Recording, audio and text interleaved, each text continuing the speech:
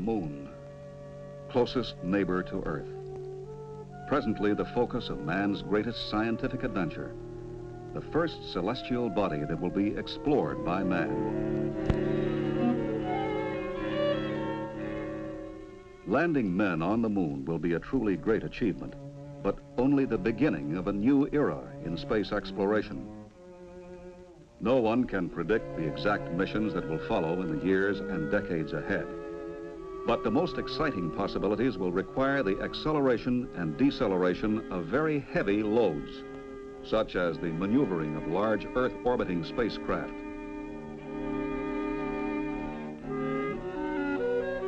The transportation of large amounts of equipment and supplies to the lunar surface, and the sending of heavy spacecraft to the planets. Today's missions are being accomplished with rockets that burn chemical fuels. But chemical fuels are heavy, and the cost of putting each pound into Earth orbit is very high. Nuclear rockets, when perfected, can provide the same propulsion energy with less overall weight. They will expand our ability to explore space. This is the story.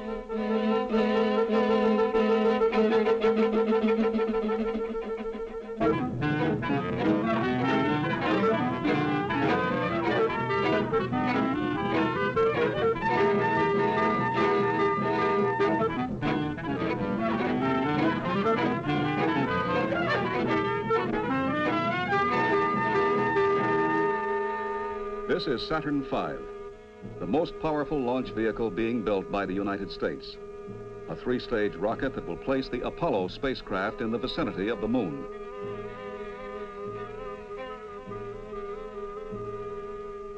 The total weight of Saturn V is about 6 million pounds.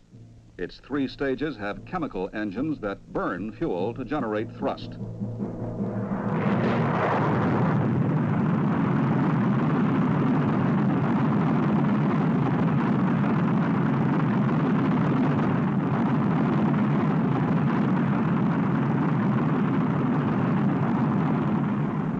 The first and second stages provide most of the energy needed to put the third stage and the payload, about 250,000 pounds, into Earth orbit. At present, only chemical rockets can provide the high thrust needed to do this job.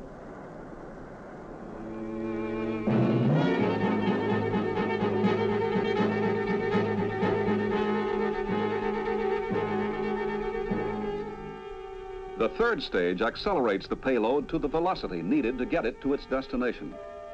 Here, travel time and payload weight are determined by the efficiency with which the propellant is converted into thrust. By substituting a nuclear third stage for Saturn V, the velocity of a given payload can be greatly increased, cutting travel time for some missions in half.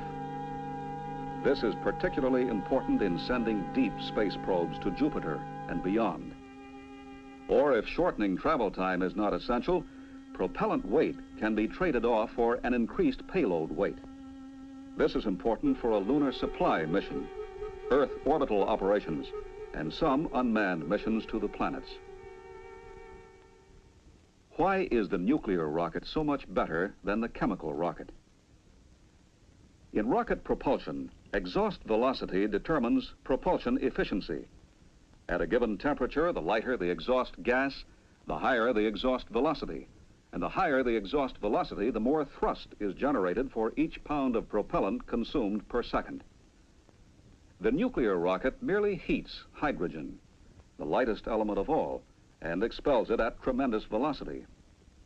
Chemical rockets burn fuel to produce exhaust gases that contain heavier elements.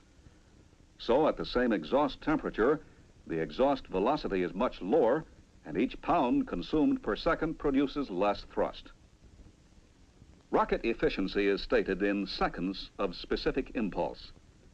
This refers to the time in seconds that 1 pound of propellant will deliver 1 pound of thrust. The higher the seconds of specific impulse, the greater the propellant economy. Our best chemical rockets of today are limited to a specific impulse of about 450 seconds, and only slight improvement can be expected.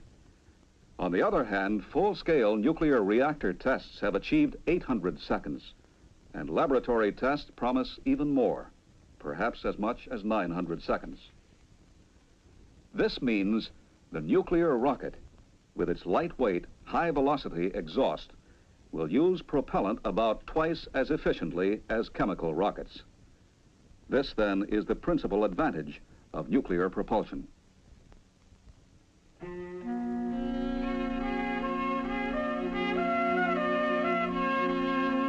It was at the AEC's Los Alamos Scientific Laboratory, high in the mountains of New Mexico, that the first steps were taken. Here, in the mid-1950s, scientists set about to determine if nuclear energy really could be used to provide rocket propulsion. Theoretical studies and early experimental work revealed many problems that would have to be solved. Problems in reactor design, material, radiation, structures, control, to name but a few. The nuclear rocket was found to be feasible. A series of experimental reactors was planned to convert theory into workable hardware. Optimum reactor designs were worked out by analysis. Prototypes were built. A comprehensive test program was started. These reactors, called Kiwi, were to be used to prove out design and operational concepts. They would be built only for ground testing.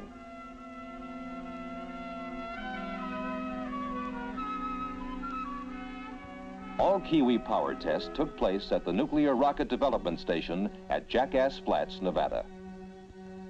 Here in the desert, scientists and engineers checked the actual performance at various power levels and for various time periods. Each experimental Kiwi reactor was received in sections, assembled and checked out in a special reactor maintenance, assembly, and disassembly building called simply RMAD. When the reactor was ready for testing, it was placed nozzle up on a special rail car and delivered to the test stand a mile or so away. This car could be controlled from a remote station. Liquid hydrogen from nearby storage tanks was pumped through the reactor. First tests were begun in 1959 and were run to the 100 megawatt level, about 1/10 of Kiwi's ultimate goal of 1,000 megawatts.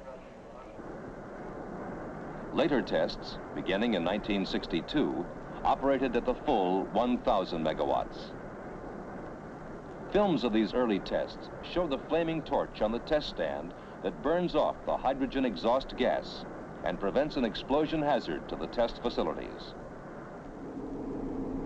Upon completion of these tests, each reactor, by then radioactive, was transported by remote control back to the RMAD building for disassembly and inspection.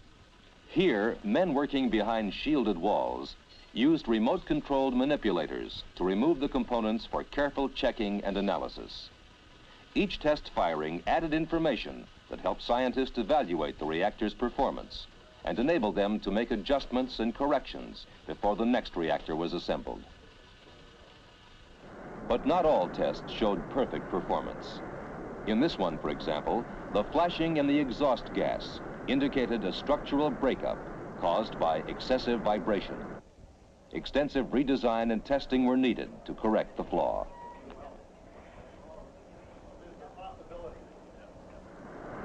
And in this test, a hydrogen leak caused a fire on the test stand. Again, a correction was made. Each test brought the scientists a little closer to the performance they were seeking, until finally, in September 1964, the 8th Kiwi reactor was brought up to full power and held for 8 minutes. And a few weeks later, it was restarted and operated at full power for 2.5 minutes. Specific impulse, about 750 seconds. This concluded the Kiwi test series. It had proved that a nuclear reactor could be built that would power a spacecraft. The next step, already underway, was to develop complete engine technology. This project was called NERVA, Nuclear Engine for Rocket Vehicle Applications. It was to be a combined industry-government effort headed by the Space Nuclear Propulsion Office, a joint NASA and Atomic Energy Commission activity. The principal contractors were to be Aerojet General Corporation and Westinghouse Astronuclear Laboratory. The NERVA technology reactor, given the letter designation NRX, was essentially the same as Kiwi, but now the contractors had to extend its lifetime and put it into an engine configuration. Here is how the nuclear rocket engine will work. The reactor is a solid core, heat exchange type, cylindrical in shape. Fission of uranium atoms in the core is the source of heat. A reflector made of beryllium surrounds the core. The core consists of many graphite elements impregnated with the uranium-235 fuel. The core contains a number of channels running down its length. Hydrogen passing through the channels picks up heat generated by the fission process. The channels are coated with niobium carbide, a material which resists the corrosion that would occur if the hot hydrogen were allowed to come into direct contact with the hot graphite. The hydrogen is stored in a liquid state to achieve the lowest possible volume. The flight model will use about 1/3 of a million gallons for a 30-minute firing.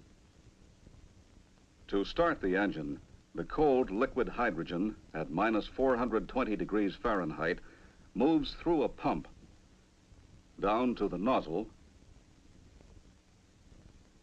through internal passages in the nozzle walls, and back up inside the reactor pressure shell and reflector. This cools the nozzle, the reactor shell, and the reflector, and at the same time warms the hydrogen. The hydrogen then passes through the hot fuel elements where it is heated to about 4,000 degrees Fahrenheit. From there, it is expanded through the nozzle to provide thrust. The bleed line carries some of the hot hydrogen back to drive the turbo pump. The whole engine system is amazingly compact for a nuclear power source. The reactor works through fission of uranium-235, which constantly emits nuclear particles called neutrons. When reflected back toward the reactor, these particles will set up a chain reaction, generating terrific heat. The heat is controlled by rotating rods installed in the beryllium reflector around the reactor. The rods are also made of beryllium, but one side is coated with boron, which absorbs neutrons. Initially, the rods are turned so the boron side is toward the fuel elements, and sufficient neutrons are absorbed to prevent nuclear fission from starting. Beryllium reflects neutrons. By turning the beryllium side toward the elements, a point is reached where sufficient neutrons are reflected for fission to begin. The amount of heat produced depends upon the position of the rods. Heat increases as more of the beryllium side turns toward the core. When the desired rate of heat production is reached, the rods are turned back to stabilize it. Heat decreases as the rods are turned back. When the boron side absorbs enough neutrons to halt the fission process, heat is no longer generated. These rods can be operated by remote control.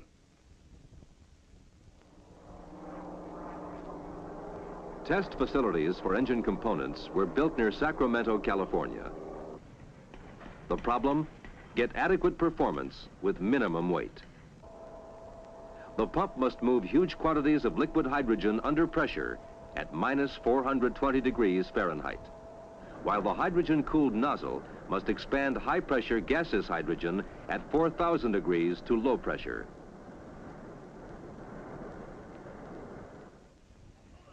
The reactor was designed to meet the structural requirements of ground handling, launch, and spaceflight. In a late 1965 test, it operated intermittently for an hour, including 16 minutes at full power. But in that test, as in all reactor tests before it, the hydrogen had been forced through the reactor by test stand pumping facilities instead of its own turbine-driven pump. In early 1966, the new technology reactor and the chief engine components, including the turbo pump, were assembled for test.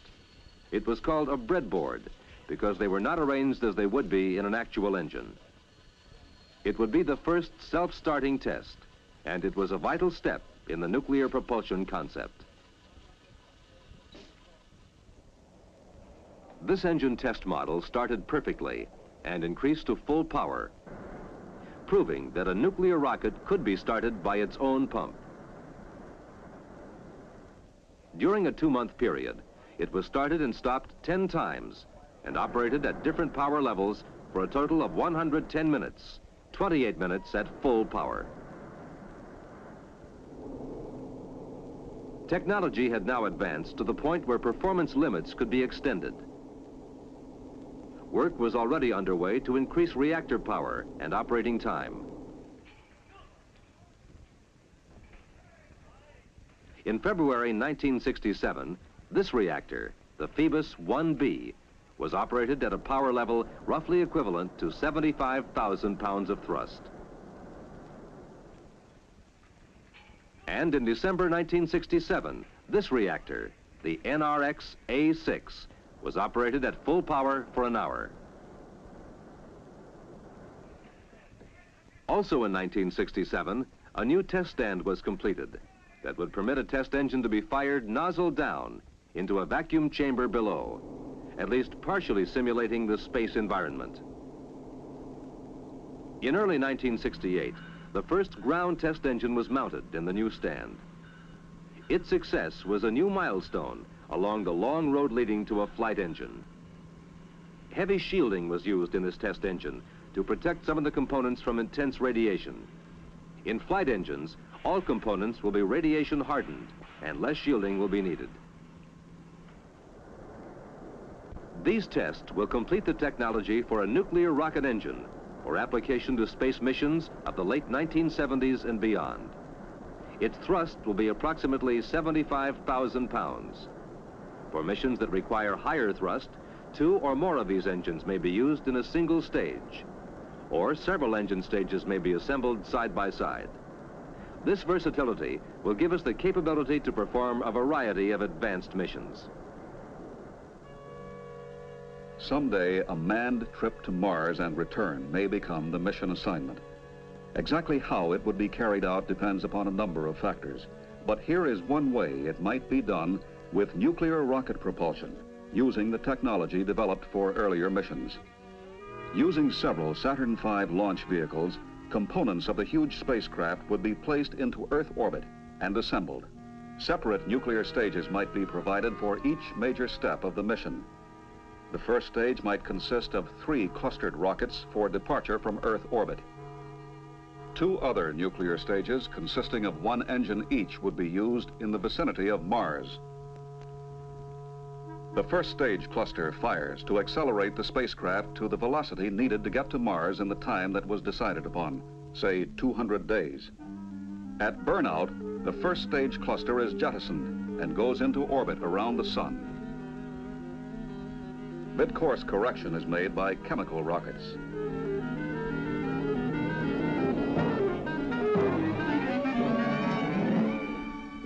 About 200 days later, the space vehicle approaches Mars. There it is slowed down by a single nuclear rocket and enters an orbit around the planet. The used second stage is put into a higher Mars orbit than the space vehicle.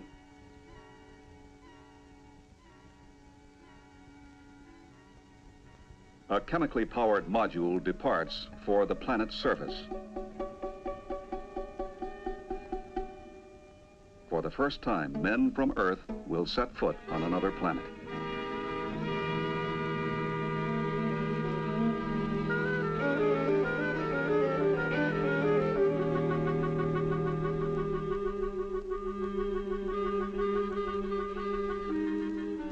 For the return trip, the module is lifted by chemical power back into a Mars orbit, where it docks with the main space vehicle.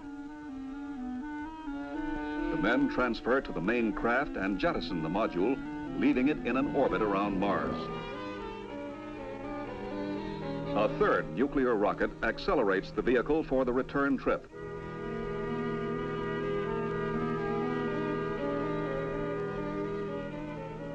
And it is jettisoned.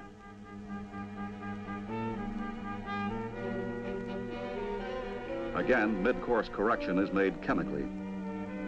Just before reaching the vicinity of Earth, the crew transfers to a re-entry vehicle and jettisons the large spacecraft.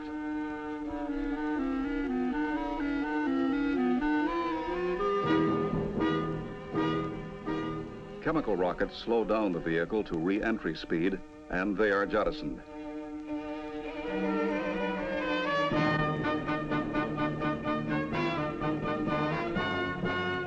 After deceleration through the atmosphere, the re-entry vehicle returns to the Earth's surface by parachute.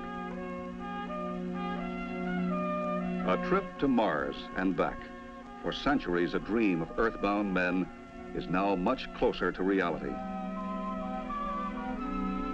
Of course, there are many, many other problems to be solved before such advanced space missions can be attempted. Life support systems for extended space journeys, more accurate space navigation, communication systems, power supplies, and so forth. But any successful advanced mission must begin with propulsion, the power to get there and back. Lower overall weight, larger payloads, shorter travel time. These are the chief advantages of nuclear propulsion. The technology needed to build a nuclear rocket is well advanced. It will be available when this nation determines its next great objective in space.